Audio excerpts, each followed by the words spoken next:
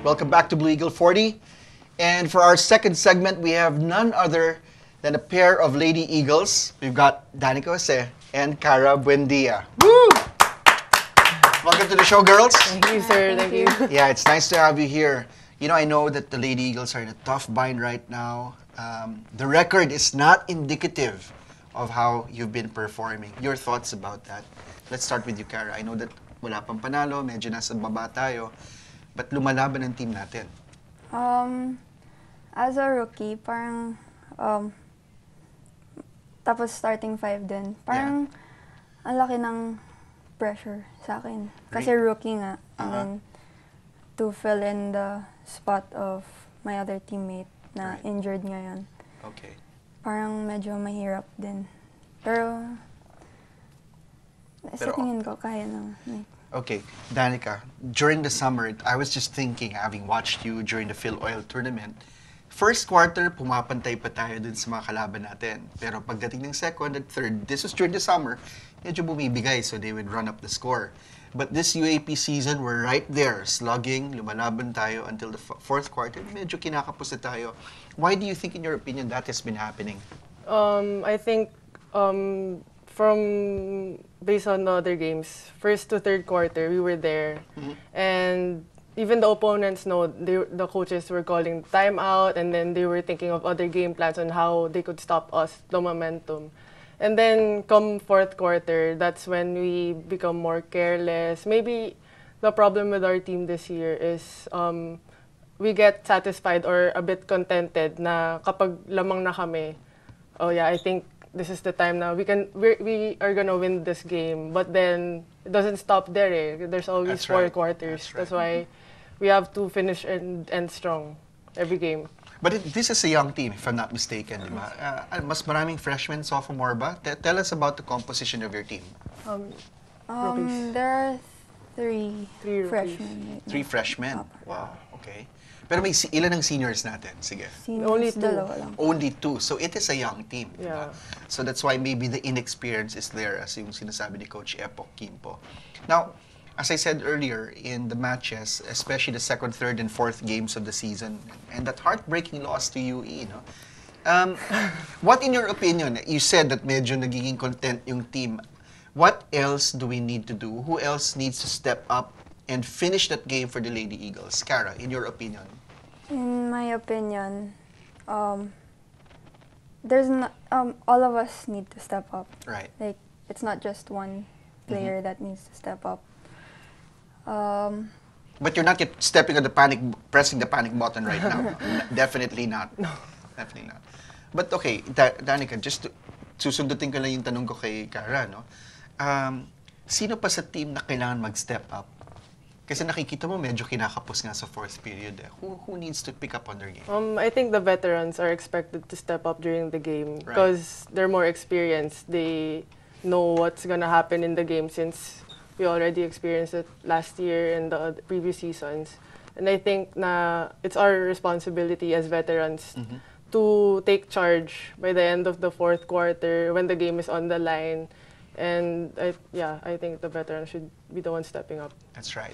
Do you see any silver lining ahead of us in this season? I know 5 games down, there's still a lot of basketball to be played, but there's a break, diba? Because of FIBA, so may break sa basketball. 1 week, I think. To almost 2 weeks, actually, diba? So aside from that will allow the team to get its bearings. Do you see any other silver lining for the Lady Eagles? I think since we're 0-5, maybe the other teams think na Ateneo's dehado na, or maybe it ends there for them. They're not gonna accomplish their goals to be part of the finals. But I think that's the advantage for us, that since we're at the bottom, there's no other way to go but up. And I think na gives us more reason to work harder since we're 0-5. Yeah, so yung ibang teams, they might think na we're gonna give up na, pero Tapos na, no? yeah, This tapos team is na. done. It's done kasi wala pang panalo. But no, I don't.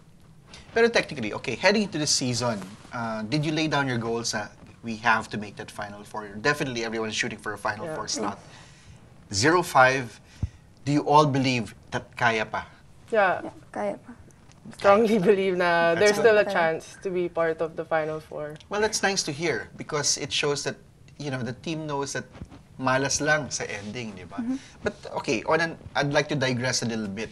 The two of you girls are from Miriam, right? Yeah. Parang in recent years, marami nagpupunta from Miriam to Ateneo. Let's talk about the basketball program there. How come all of a sudden you guys ang lakas niyo? Is it because you're there? Oh, no. Oh, I think it's because of the basketball program by our coach. Actually, he's the new assistant coach here in Ateneo. Paul Ramos. He's Yes. our head coach there. And ever since I started in MC, he was already there. And just this year, he became one of the coaches. So we're very privileged to have him here. Oh, that's nice. All right. But right now, ilang kayong taga-MCU na nasa Ateneo Lady Eagles? 4. Four. Four of you. Five. Five. Okay, very, very interesting. Okay, next opponent is UP. Yeah. Diba? Your thoughts. What should Ateneo do to be able to get that first win? Let's start with you, Cara. To get that first win, of course, focus. Yeah. We need to focus. Right. Focus from start to finish. And we have to stick to our system. Yun na. And work as a team. Okay, Yun. Danica, would you like to add to what Cara said? I think because the standing of UP, they already have one win. Yes, they do. And I think that we shouldn't take them lightly since they might think na just like what happened to UE, we should learn from our mistakes back then. And I think na this week we have to work harder and think of it as if it's our last game already and give all out on UP since we only have 2 games this first round. That's right. For the Ateneo viewers out there, in case you don't know, the Lady Eagles lost by a heartbreaker, 1 point, 55-54, tama ba? 55-54. So, but hindi lang yun. Even the other games, 6 points, 4 points, mga ganun lang yung lamang. Except maybe for the first one against LaSalle. But malalaki naman kasi mga yun eh. Sobrang laki sa atin, di ba? But, okay. On another note, do you see the similarities with the men's basketball team right now? Di ba? Parang sila din parang same as yours with the men's basketball team. Sila ng UP, they're bringing up the rear in the standings. Do you find it ironic that that is the situation right now? Well, I think compared to the men's team, since they already have 5 championships, they are an experienced team, but they have a new coaching system. But I don't think that's an excuse for them to Not do well, because a lot is expected from them, being a champion team.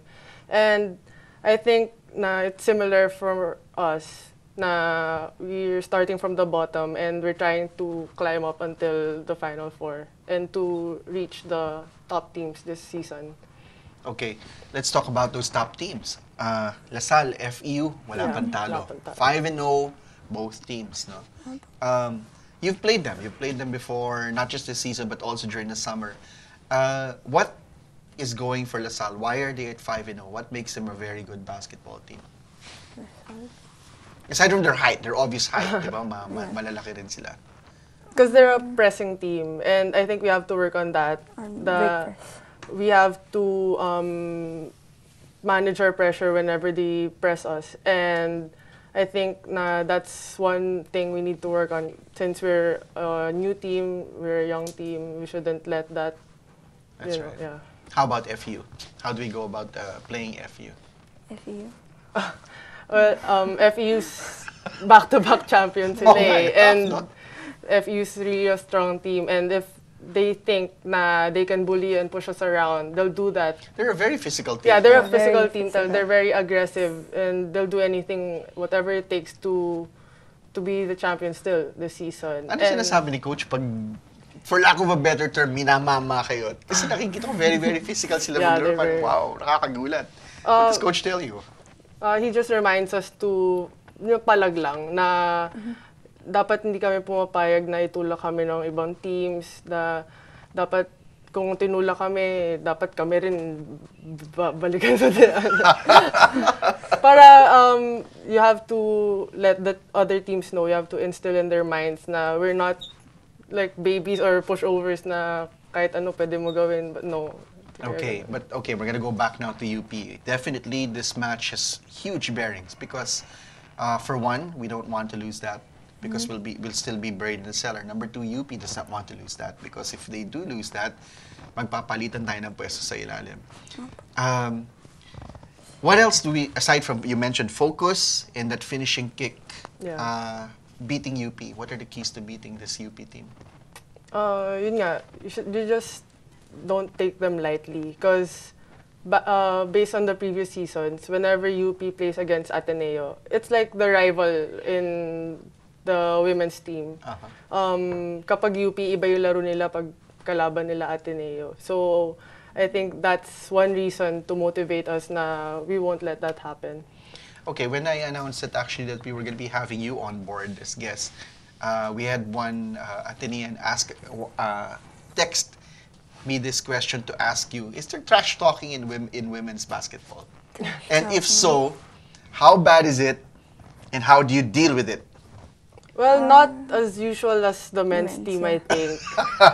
But there are times when when the game gets in your head and you have no other way in how to stop the player, they just, talk. And Cara, how do you deal with that as a rookie? Nasa starting unit pa. Because ako po, instead of trash talking, mahilig po banggaan po. As in, So you don't mind, okay lang sa'yo manggaan? Opo. Nag-enjoy ka ba? Opo. Kasi bawian po yun. Oh, ito naman po. Tagaganti pala tayo, no? Okay lang pala. Alright, Danica, your dad is a former great basketball player. He's one of the finest ever produced by the University of Santo Tomas.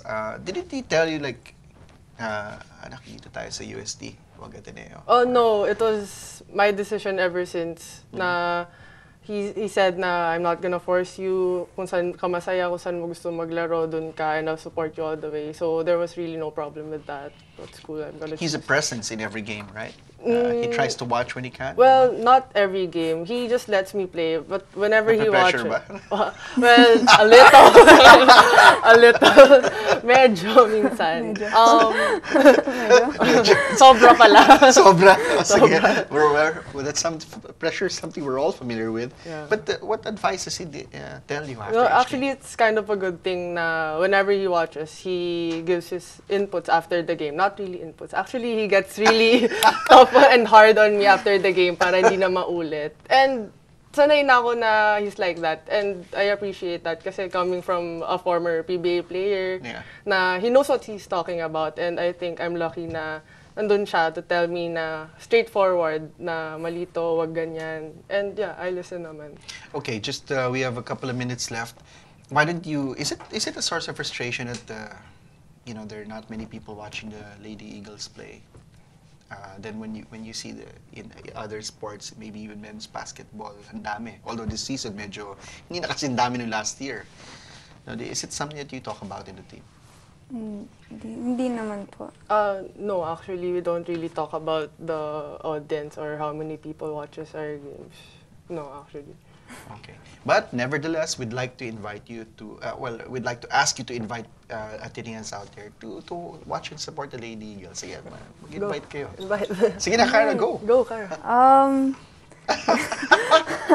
We would like to invite everyone to watch and support our games. Show your support for the Lady Eagles. This Sunday. This Sunday, it's going to be played at San Juan Arena. San Juan Arena at what time? 9 a.m. 9 a.m. You know what? These girls work very hard. They give it their all. They also wear the blue and white. And I think that it's only fair that we should reward them not only with with cheers and appreciation, but also with an audience. After all, kapwa tenista rin sila. So, we'd like to thank you, Danica and Cara, for appearing on the show. Definitely, this will not be the last. Thank you so much. We appreciate that. And good luck to the Lady Eagles. We will be following you. So there you have it, the Lady Eagles.